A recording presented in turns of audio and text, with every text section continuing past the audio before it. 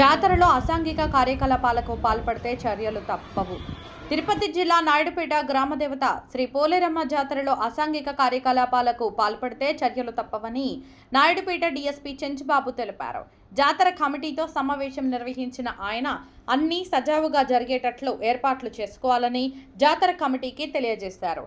అమ్మవారి పుట్టినిల్లుగా పిలిచే పడమటి వీధి కుమ్మరిమిట్ట నుండి అమ్మవారి ప్రతిమ బయలుదేరి మెట్టినిల్లు అయిన శెట్టిపల్లి వారి వీధికి చేరి అలంకరణ అనంతరం బేరుపేట నుండి వచ్చే సంప్రంలో కొలువుదీరి గుడి దగ్గర దిగే అంతవరకు ఎవరెవరు ఏ పాత్ర పోషిస్తారు అనే అంశాలపై కమిటీని అడిగి తెలుసుకున్నారు.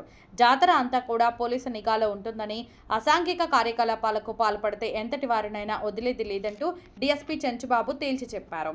జాతరలో జటిల సమస్యగా ఉన్న సప్రన్ని పడమటి వీధికి అప్పగించే క్రమం, నిమజ్జనం దగ్గర కమిటీ నిర్వాహకులు బలి తిరగడంలో విన్నమాల పాత్రలపై ఆయా నాయకులకు దిశానిర్దేశం చేశారు.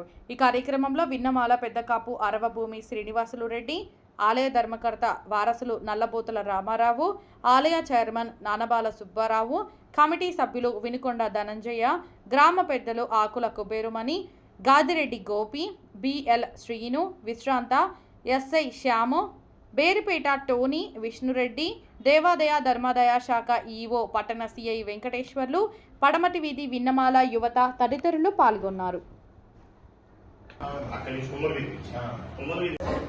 మీరు ఇక్కడ అలంకారం సాధించి మతాన్ని తీసుకొచ్చేదానికి 1:30 గంటల సమయం, అంటే 1:30 పడమటి దిక్కులు 45 నిమిషాలు అయ్యేటప్పటికి 3:30 అయిపోతుంది, 3:45 అయిపోతుంది.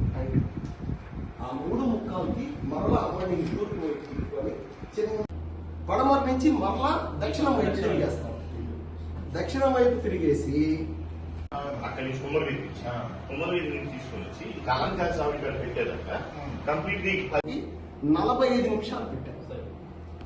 ఆ 45 నిమిషాల తర్వాత మరల మందిరం కూడలిలో అక్కడి నుంచి ఫస్ట్ మొట్టమొదట తూర్పు దిక్కును చూపిస్తాం. తూర్పు దిక్కునంటే 15 నిమిషాలు చూపోయిన తర్వాత మరలా ఆ పిఎస్ ఎలిమెంటరీ స్కూల్ కి తూర్పు వైపు ఉండేటటువంటి రోడ్డు ఆనందం డాక్టర్ హాస్పిటల్